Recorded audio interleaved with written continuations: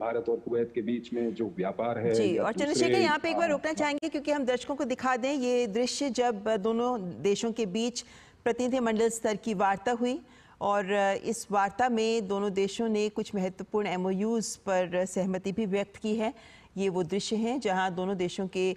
शीर्ष नेतृत्व, मंत्रीगण, अधिकारीगण बैठकर तमाम पहलुओं पर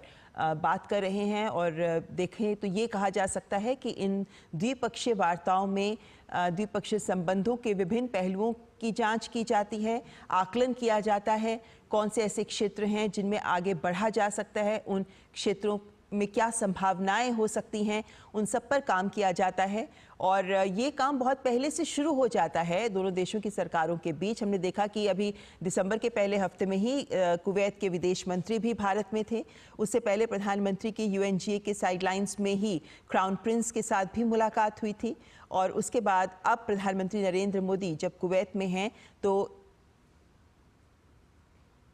ये महत्वपूर्ण है कि इस समय कौन से एमओयूज हैं जिन पर हस्ताक्षर हो सकता है। कुवैत के प्रधानमंत्री अहमद अल अब्दुल्ला अल सबाह इस बैठक में शामिल रहे और प्रधानमंत्री की अध्यक्षता में ही इस बैठक को आगे बढ़ाया गया, जिसमें दोनों देशों के प्रतिनिधिमंडल ने दोनों देशों के बीच के रिश्तों की संभावनाओं का आकलन किया, जिसके बाद कुछ समझौतों पर हस्ताक्षर हो रहे हैं। ये डेलीगेशन लेवल टॉक्स हैं जिनमें दोनों देशों की डेलीगेशन एक साथ बैठकर विभिन्न क्षेत्रों में सहयोग की संभावनाओं को आगे बढ़ाते नजर आ रहे हैं। तो दोनों देशों के बीच के आपसी मुद्दों पर बातचीत हुई है और चूंकि दोनों देशों के बीच पहले से ही हम व्यापार की बात करें और तेल की बात करें तो इन क्षेत्रों में पहले से ही दोनों देश मिलजुल कर काम कर रहे हैं। 10.47 बिलियन यूएस डॉलर्स का व्यापार दोनों देशों के बीच होता है। भारत की ओर से भी 2 बिलियन डॉलर का एक्सपोर्ट का स्तर भारत ने अब छू लिया है, लेकिन और आगे कहां कितना बढ़ा जा सकता है, अब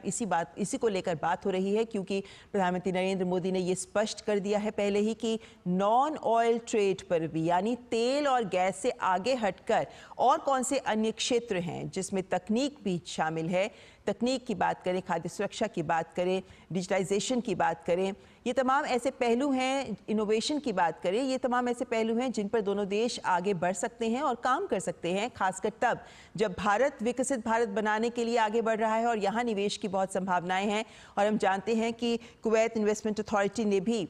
10 बिलियन डॉलर की इन्वेस्टमेंट भारत में की हुई है, लेकिन इससे आगे बढ़ते हुए भारत के लिए भी कुवैत में कौन से ऐसे क्षेत्र हैं जहां हमारी कंपनियां जाकर इन्वेस्ट कर सकती हैं, जहां दोनों देश एक दूसरे का साथ आगे दे सकते हैं। खासकर अगर हम शिक्षा की बात करते हैं, फार्मास्यूटिकल्स की बात करते हैं, डिफेंस की बात करते हैं, टेक्नोलॉजी की बात करते हैं, ये तमाम वो क्षेत्र हैं जहां भारत भी कुवैत का साथ दे सकता है। और जब न्यू कुवैत बनाने की कवायद पर आगे बढ़ रहा है कुवैत, तो उस वक्त कुवैत को भी इन सब की ज़रूरत है जिसमें भारत साथ खड़ा नजर आता है, खासकर तब जब भारत एक ट्रू फ्रेंड की तरह देशों के साथ अपने संबंधों को प्रगाढ़ करता नजर आता है, जिसमें वन साइडेड नहीं बल्कि two sided give and take होता है, यानी हम आपके लिए और आप हमारे लिए ज़रूरी है, महत्वपूर्ण है। ये संदेश देते प्रधानमंत्री हमेशा नजर आते हैं। ऐसे में जब ये डेलीगेशन लेवल टॉक्स आगे बढ़ रही हैं तो इन डेलीगेशन लेवल टॉक्स में ही दोनों देश एक दूसरे का हाथ थामकर साथ बढ़ते हुए आगे कैसे एक दूसरे का सहयोग कर सकते हैं, इसी मुद्दे को लेकर यहाँ पर इस डेलीगेशन लेवल टॉक्स पर बातचीत हो रही है। तो द्विपक्षीय संबंधों के विभिन्न पहलुओं का आकलन जो इस डेलीगेशन लेवल टॉक्स में हो रहा है। चंद्रशेखर, ये बहुत महत्वपूर्ण होती हैं कि जब ये प्रतिनिधिमंडल स्तर की वार्ताएं होती हैं तो इन्हीं वार्ताओं से निकलता है कि आगे की दशा दिशा दोनों देशों के रिश्तों के बीच क्या होगी।